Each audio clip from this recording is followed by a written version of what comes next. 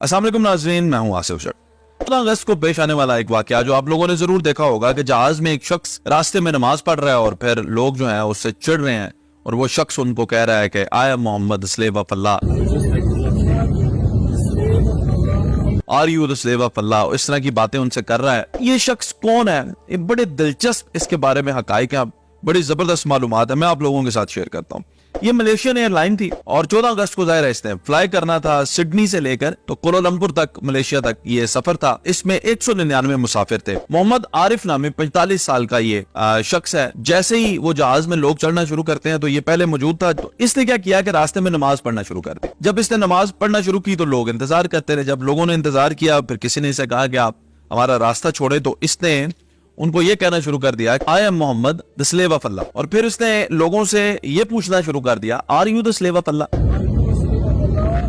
जाहिर है उसमें कुछ मुसलमान भी थे, कुछ गैर मुस्लिम थे। और फिर ये बार बार उनसे कहता रहा से इट से इट से इट, यानी आप भी कहें कि आप अल्लाह के स्लेव हैं। अब सवाल ये पैदा होता है कि ये बंदा है कौन। तो मैं आपको इसकी थोड़ी सी तारीख बताऊं तो ये एक्सप्रेस ट्रिब्यून एक मैगजीन है, उसने इसके बारे में बड़े तफसील से लिखा है। प्रीतो मेरा ब्याह कर ला है, ये एक अबरारुल हक का गाना आया था, उसके अंदर जो मेन लीड, जो मेन रोल था वो ये बंदा था। अब एक वक्त में प्रीतो मेरा ब्याह कर ला पे एक्ट करने वाला आज 2023 में ऑस्ट्रेलिया में जहाज में तबलीग इसने शुरू कर दी।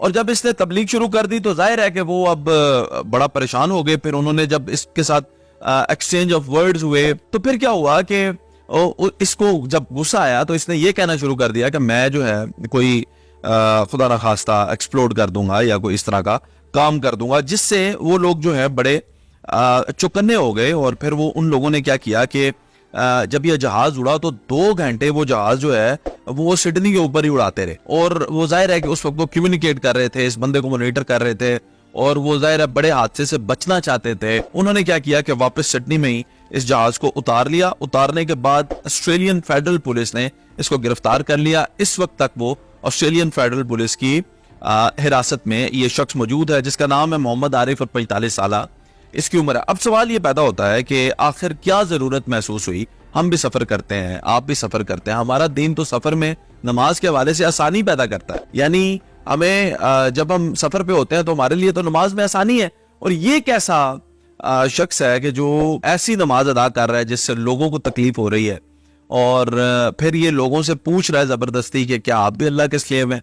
अब ये पूछने की बात तो आप मुसलमान से पूछें, बल्कि मुसलमान से भी पूछने की क्या जरूरत है? ये तो अल्लाह मुझसे पूछेगा कि मैं अल्लाह का स्लेव हूं या नहीं। कोई इंसान मुझसे क्यों पूछे और मैं इसका जवाब किसी को क्यों दूं? ये मेरा तो मेरे अल्लाह के साथ मामला है।